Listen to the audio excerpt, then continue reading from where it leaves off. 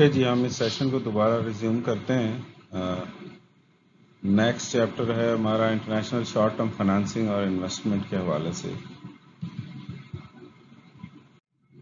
इस चैप्टर के की ऑब्जेक्टिव्स हैं to explain why term short term foreign currency financing and investments are even considered by any organisation, to consider the choice between domestic and foreign currency financing और investment decisions, and also to identify the cost and benefits of financing or investment with the portfolio. हम पहले बात करते हैं internal financing के हवाले से। Multinational can utilize internal financing by requesting a transfer of funds from the subsidiary, यानी जो इंटरनेशनल सब्सिडरीज हैं उनसे जो है वो हम फाइनेंसिंग कंसिडर कर सकते हैं। उन्हें कह सकते हैं कि हमें फंड्स ट्रांसफ़र करें इन दैट करेंसी और उससे हम अपनी जो इंपोर्ट या एक्सपोर्ट ट्रांजैक्शंस हैं उनको रियलाइज करवा लें।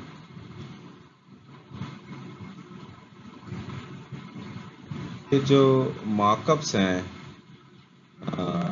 सप्लाईज पे जो हम सब्सिडरीज को भेजते हैं उसको हम इंक्रीज करके भी हम इंटरनल फाइनेंसिंग कर सकते हैं। यानी जो हम जो पेमेंट्स सब्सिडरीज को कर रहे हैं उस पर हम मार्कअप रेट्स इंक्रीज कर सकते हैं। अब सोर्सेज ऑफ एक्सटर्नल फाइनेंसिंग क्या है? क्या आप जो है वो स्टैंड बाय यूरो क्रेडिट ले लें। यूरो क्रेडिट क्या है? बेसिकली यूरो करेंसी लाइंस हैं और रिवॉल्विंग कमिटमेंट्स हैं फॉर दी बैंक्स। आप यूरो करेंसी मार्केट को रिकॉल करें, अगर आप हमने कहा था कि अगर हम लोकल मार्केट में किसी और करेंसी में अकाउंट्स ओपन करते हैं तो वो बेसिकली यूरो बैंकिंग के अंडर लाई करती है। यानी उस लोकल करेंसी के अलावा अगर हम किसी और करेंसी में अपने अकाउंट्स को ऑपरेट करते हैं तो वो यूरो करेंसी से हम इसी तरह उनमें यूरो क्रेडिट्स ले सकते हैं, यानी फॉरेन करेंसीज की बोरोइंग्स हम कर सकते हैं। तो यूरो नोट्स हैं, हम यूरो नोट्स इशू कर सकते हैं और वो यूरो कमर्शियल के पेपर्स भी हो सकते हैं। उस तरह से हम जो है वो अपनी फाइनेंसिंग करके शॉर्ट टर्म अपनी नीड्स जो है वो फुलफिल कर सकते हैं। So why foreign currency financing is needed? Foreign currency financing introduces foreign exchange risk only if there is no exposure already. अगर पहले से कोई एक्सपोजर ना फेस कर रहे हो आप तब तो कोई रिस्क नहीं है। लेकिन अगर आपको ऑलरेडी एक्सपोजर एग्जिस्ट करता हो और एग्जिस्टिंग में भी जो है वो आपने फॉरेन करेंसी फाइनेंसिंग ले ली है तो फिर आपको एफएक्स जो है वो यानी फॉरेन एक्सचेंज रिस्क फेस करना पड़ेगा। इवन इन सर्टन सिचुएशन जब आपको एक्सपोजर बिल्कुल ना हो और आप फॉरेन करेंसी फाइनेंसिंग करें तो आपको फॉरेन एक्सचेंज रिस्क जो है वो फेस करना पड़ता है। इट मे बी चीपर, ये डिपेंड करता है कि आपके जो इंटरेस्ट रेट्स हैं डोमेस्टिक में और फॉरेन करेंसी बोरोइंग के हवाले से वो इंटरेस्ट रेट्स क्या हैं। अगर फर्स्ट करें आप पाकिस्तानी रुपये में बोरो करते हैं तो आजकल जो इंटरेस्ट रेट्स चल रहे हैं काइबर +4 या 5 चल रहा है मार्केट में, डिपेंडिंग ऑन आपकी जो ऑर्गेनाइजेशन का साइज़ है कि आपको कितना प्रीमियम बैंक चार्ज करता है। डिपेंड करता है कि फॉरेन करेंसी बोरोइंग जब आप करते हैं तो उस पर आपको इंटरेस्ट रेट डिफरेंट फेस करना पड़े और वो इंटरेस्ट रेट डिफरेंशियल जो है वो आपके लिए बेनिफिशियल हो। अगर हम ऑस्ट्रेलियन डॉलर के 3 मंथ्स के रेट्स देखें 88 से 2002 तक तो आप इनमें देखेंगे कि इंटरेस्ट रेट्स आपको कंटिन्यूसली डिक्लाइन होते हुए नज़र आए हैं। ऑस्ट्रेलियन डॉलर में जो आपके 3 मंथ्स के रेट्स थे वो कंटिन्यूसली डिक्लाइन पे हैं। अब अगर हम आजकल की बात करें तो ये अराउंड 3 to 4% के दरमियान में है। इसी तरह यूएस डॉलर पे अगर आप इंटरेस्ट रेट्स देखते हैं तो 2002 के एंड तक जो है वो तकरीबन 2% पे आ गए थे। तो इसलिए आपको जो आर्गुमेंट हम देख रहे हैं कि आपकी जो फाइनेंसिंग है फॉरेन करेंसी में it may be cheaper.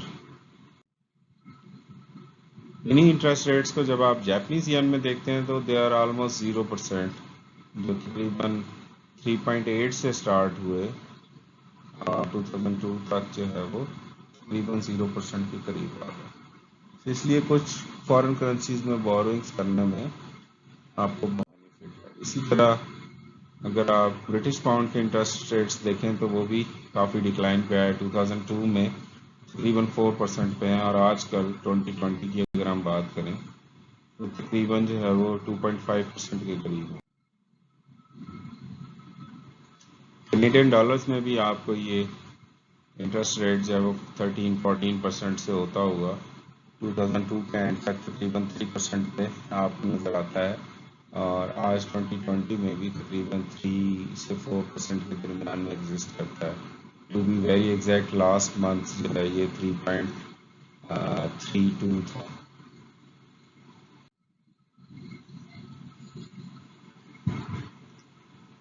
So discussing investment opportunities, अभी हम बोरोइंग के एस्पेक्ट में देख रहे थे, तो इन्वेस्टमेंट के एस्पेक्ट में हम चीज़ों को देखते हैं।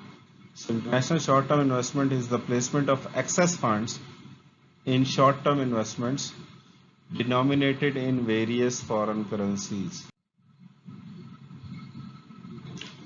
अब शॉर्ट टर्म इन्वेस्टमेंट्स में सबसे पहली तो एग्जांपल है हमारे पास टाइम डिपॉजिट्स की कि हम 3 मंथ्स के लिए, 4 मंथ्स के लिए या इवन 1 ईयर के लिए हम फिक्स डिपॉजिट्स करवाते थे, ये टाइम डिपॉजिट्स कहलाते हैं आपके। इसी तरह सर्टिफिकेट ऑफ डिपॉजिट्स होते हैं, उसमें डिफरेंट टाइप्स हैं सीडीज़ की। इसमें एक टैप सीडी है, फिर ट्रांच सीडीज भी आपके पास अवेलेबल हैं। टैप सीडीज क्या हैं आपके कि जब आपके पास अपॉर्चुनिटी बने तो आप फिक्स टर्म के लिए जो है वो उनमें सीडीज में डिपॉजिट करा देते हैं। तो टैप इसलिए कह रहे हैं कि आप गैप देखते हैं अपने फंड्स में और अकॉर्डिंगली जो है इन्वेस्टमेंट्स करते हैं। फिर ट्रांच सीडीज भी हैं। ट्रांच ये कि आप कहते हैं जैसे अगर आप एग्जांपल लें इंश्योरेंस की, तो इंश्योरेंस प्रीमियम्स जब आप डिफाइन करते हैं तो वो आप फिक्स कर लेते हैं। तो ट्रांच सीडीज क्या होंगे कि आप डिफरेंट ब्रैकेट्स में, टाइम ब्रैकेट्स में उन्हें इन्वेस्ट करते हैं। फॉर एग्जांपल आपने क्योंकि आपकी जो पेमेंट्स हैं बाज़ औक़ात आपको डिफरेंट टाइम पीरियड्स में करनी पड़ सकती है। आज आपके पास फ्री फंड्स हैं लेकिन आफ्टर 3 मंथ्स आपको पेमेंट्स करनी पड़ेंगी, तो वो आप ट्रांच सीडीज बाय करके अपने लिए उन फंड्स को बेनिफिशियल बना सकते हैं और जब आपको खुद पेमेंट की ज़रूरत पड़ेगी तो आप वही करेंसी यूटिलाइज भी कर सकते हैं। सो ट्रांच सीडीज में हो सकता है कि आप 2 मंथ्स के लिए सीडीज ले लें, फर्ज करें $1,00,000 के, और $50,000 के आप ले लें 6 मंथ्स के सीडीज एंड सो ऑन। तो आप डिफरेंट ट्रांचेस बना लेते हैं, यानी बैचेस या ग्रुप्स बना लेते हैं डिफरेंट टाइम पीरियड के सीडीज के। फिर रोल ओवर सीडीज भी हैं। रोल ओवर क्या है कि आपका एक सीडी खत्म होगा तो दूसरा जो है वो साथ ही में शुरू हो जाएगा। सो अनलेस एंड अनटिल आप ये उस वक्त तक करते रहेंगे जब तक कि आपको फंड्स की जरूरत नहीं पड़ती। सो इन सब केसेस में रिकॉल करें, हमने फाइनेंसिंग रेट जब हमने पढ़ा था तो हम कहते थे R is equal to 1 plus I asterisk into 1 plus S dot minus 1। So उसी को अब हम इफेक्टिव फाइनेंसिंग रेट कह रहे हैं। सो इफेक्टिव फाइनेंसिंग रेट जो है हमारे पास आ रहा है 1 प्लस आई asterisk into 1 plus S dot. S dot हमने कहा था ये rate of change in exchange rate है -1।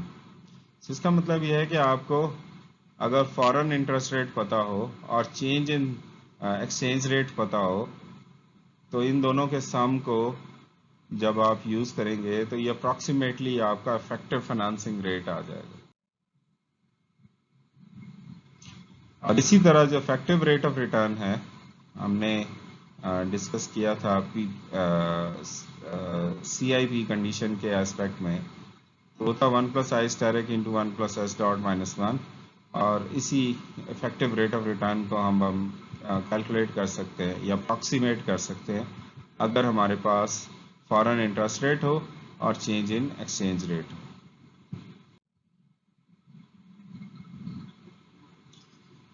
तो अब इन जो एक्सचेंज रेट्स हैं उनका फैक्ट क्या होगा?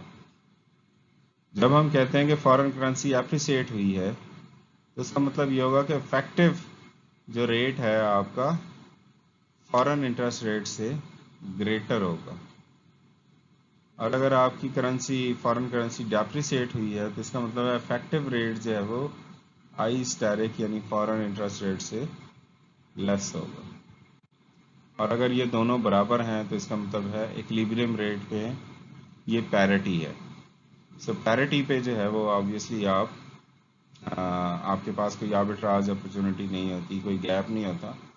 जो पहली दो कंडीशंस थी एप्रिसिएशन या डेप्रिसिएशन की, उसको आप अपने हक में यूटिलाइज कर सकते हैं रिस्क को मिनिमाइज करने के लिए।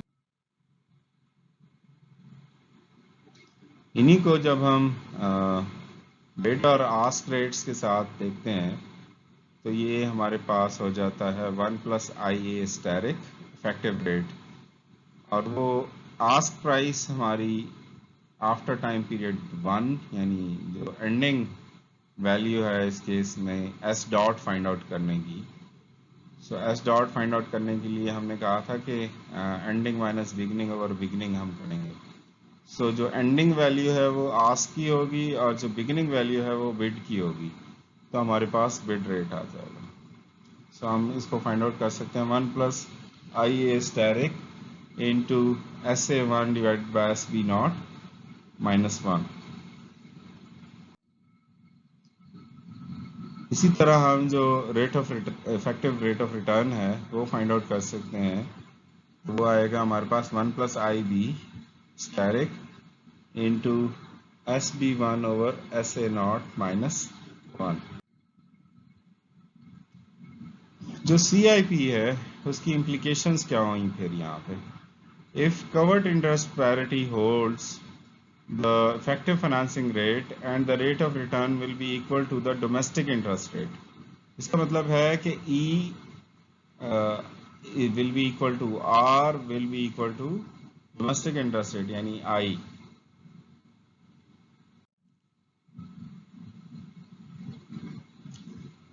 फिर इनको जैसे रिस्क मेजर करने के लिए हमने लास्ट टाइम भी डिस्कस किया था, तो हम इफेक्टिव फाइनेंसिंग रेट्स जो थे हमारे, उसका हम जो है वो एक्सपेक्टेड रिटर्न और जो हमारा रिस्क का मेजर है सिग्मा, वो हम फाइंड आउट कर सकते हैं। हम प्रोबेबिलिटी डिस्ट्रीब्यूशंस के थ्रू उनको कर सकते हैं, या लास्ट टाइम भी हमने डिस्कस किया था जब हम इसको कर रहे थे रिस्क को मेजर करने के लिए। तो हमने कहा था कि एक्सपेक्टेड वहाँ पे रिटर्न का था, तो यहाँ इफेक्टिव रेट का हम जब एक्सपेक्टेड इफेक्टिव रेट आ जाएगा और उसको हम कंकरेंट प्रोबेबिलिटी से मल्टीप्लाई कर लेंगे, उसका सम ले लेंगे, तो ये हमारे पास एवरेज आ जाएगी, हमारे पास ये एक्सपेक्टेड इफेक्टिव रेट आ जाएगा। और इफेक्टिव रेट पे हमने रिस्क मेजर करना हो तो हमने कहा था कि हर इफेक्टिव रेट में से मीन को यानी एक्सपेक्टेड इफेक्टिव रेट माइनस करेंगे, उसका स्क्वायर लेंगे, रेलेवेंट प्रोबेबिलिटी से मल्टीप्लाई करेंगे, तो उसका सम लेंगे, तो हमारे पास सिग्मा स्क्वायर आ जाएगा।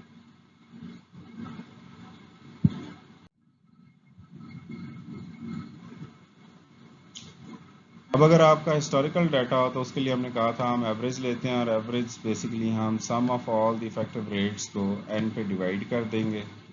और अगर हमने उसका रिस्क लेना हो तो हम कहते थे कि इफेक्टिव रेट में से उसकी एवरेज माइनस करके उसका स्क्वायर लेके उसका सम लेके उसको डिवाइड करेंगे n-1 पे, तो हमारे पास सिग्मा स्क्वायर आ जाएगा, और उसका रूट लेंगे तो स्टैंडर्ड डिविएशन जो एक्चुअल रिस्क है वो हमें फाइंड आउट हो जाएगा।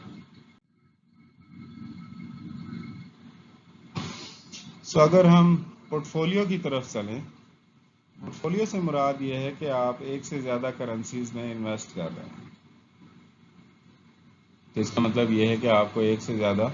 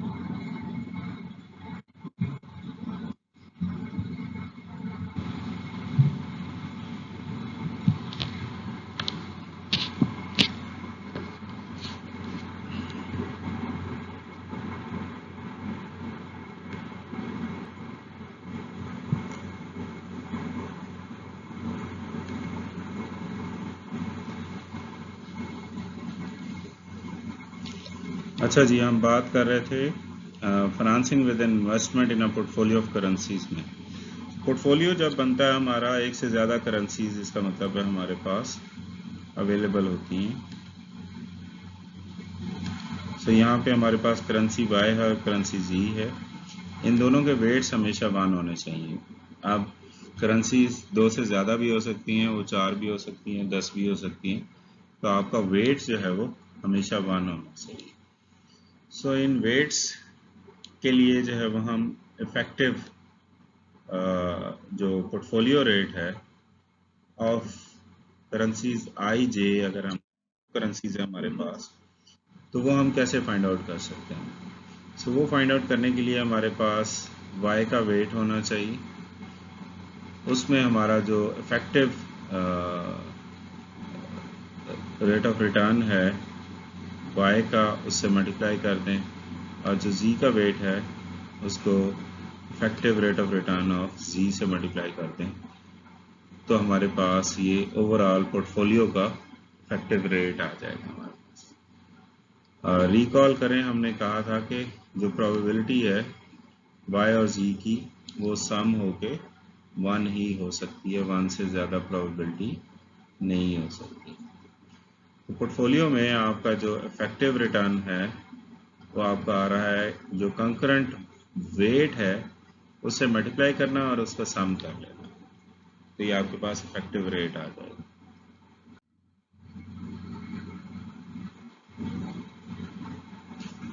फिर कॉन्सेप्ट है centralized versus decentralized cash management का।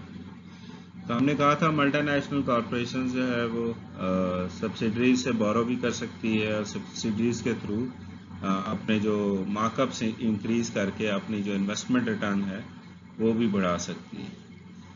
सो अगर तो ये सारे डिसीजन सेंट्रली हो रहे हैं तो आपको जो है वो सेंट्रल कैश मैनेजमेंट पे बिलीव करते हैं। अगर आपने जो सब्सिडरीज हैं उन्हें इंडिपेंडेंट छोड़ दिया है कि वो अपने कैश डिसीजंस खुद करें, तो वो इसका मतलब है कि डिसेंट्रलाइज्ड कैश मैनेजमेंट हो रही है। सो सेंट्रलाइज्ड में receipts and payments in various currencies are managed by a central body, और डिसेंट्रलाइज्ड में receipts and payments are managed by branches and subsidiaries. Advantages क्या है सेंट्रलाइज्ड कैश मैनेजमेंट के? आप नेटिंग बड़े आराम से कर सकते हैं, यानी कहाँ पेमेंट करनी है, कहाँ से रिसीव करनी है, किसको कितना इन एंड आउट किस करेंसी में होना है, वो आप नेटिंग का जो फिनोमिना है वो बेहतर तौर पे परफॉर्म कर पाते हैं अगर आप सेंट्रलाइज्ड कैश मैनेजमेंट यूज़ कर रहे हैं। फिर आपके पास एक pool of diversified currencies available होता है।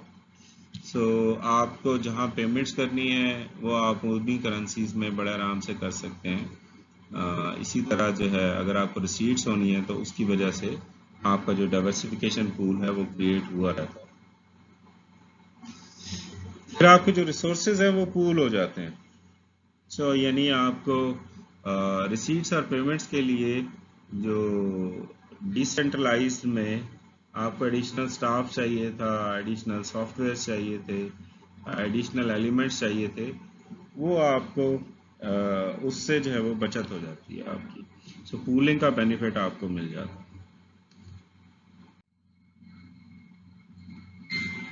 और डिसेंट्रलाइज्ड मैनेजमेंट जो है वो कब प्रेफर की जाती है?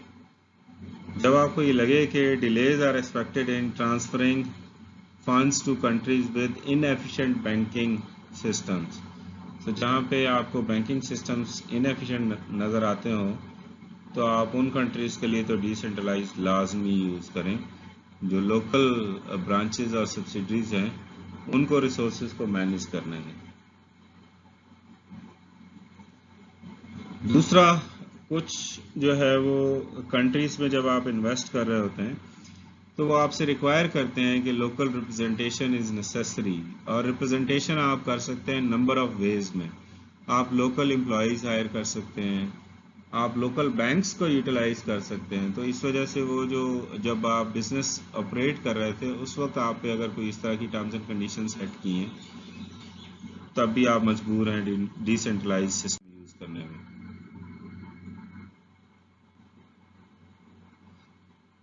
अब वो फैक्टर्स क्या हैं कि कैश बैलेंसेस जो है वो आपको कहाँ रखने हैं।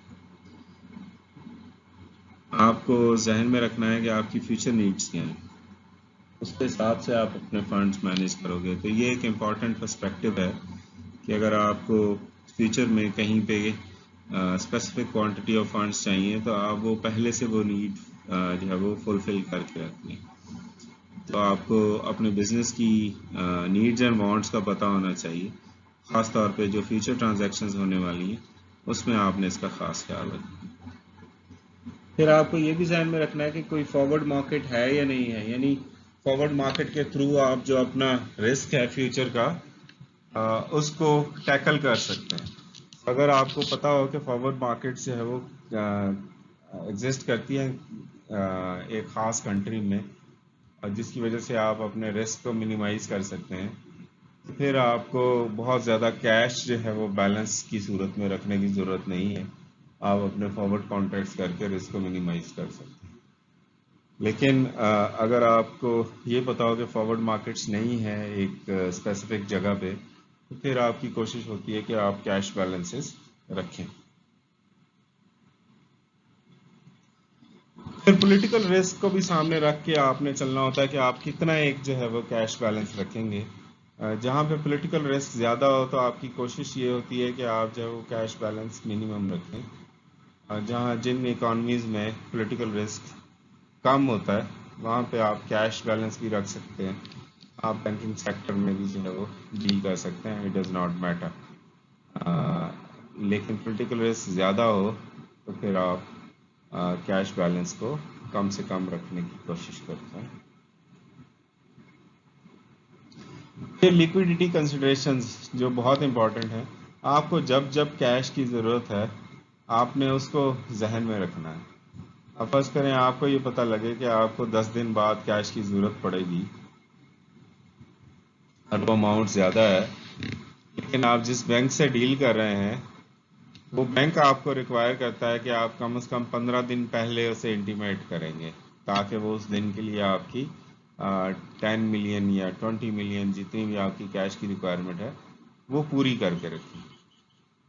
तो आपको तो पेमेंट करनी है 10 दिन बाद, बैंक कहता है मैं 15 दिन बाद जो है वो आपको दे पाऊंगा। तो इसलिए इस कंसिडरेशन को सामने रख के आप पहले से जो है वो पोजीशन एंटिसिपेट करके कैश अपने पास रख सकते हैं। तो इसलिए ये सारी कंसिडरेशन जो है वो आप सामने रख के डिसाइड करोगे कि आपको कितना एक कैश बैलेंस जो है वो अपने अकाउंट में मेंटेन करना है। ओके जी, that's it for this chapter as well. कोई क्यूरीज हैं प्लीज तो पूछिए।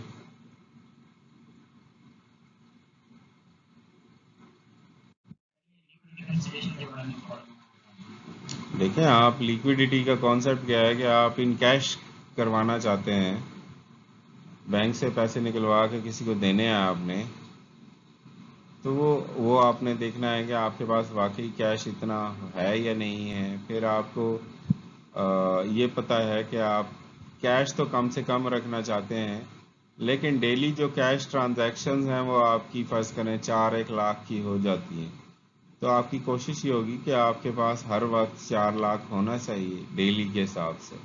सो लिक्विडिटी कंसिडरेशंस सामने रख के ही आप अपने बिजनेस को कैरी ऑन करोगे ना। जी, और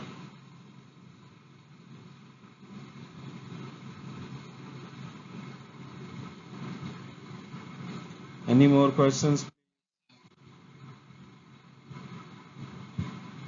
पहले मेरे सवाल का जवाब तो दे दो, तुम्हारे बस ट्रक का जवाब मैं देता हूँ। अच्छा, चल ठीक हो गया।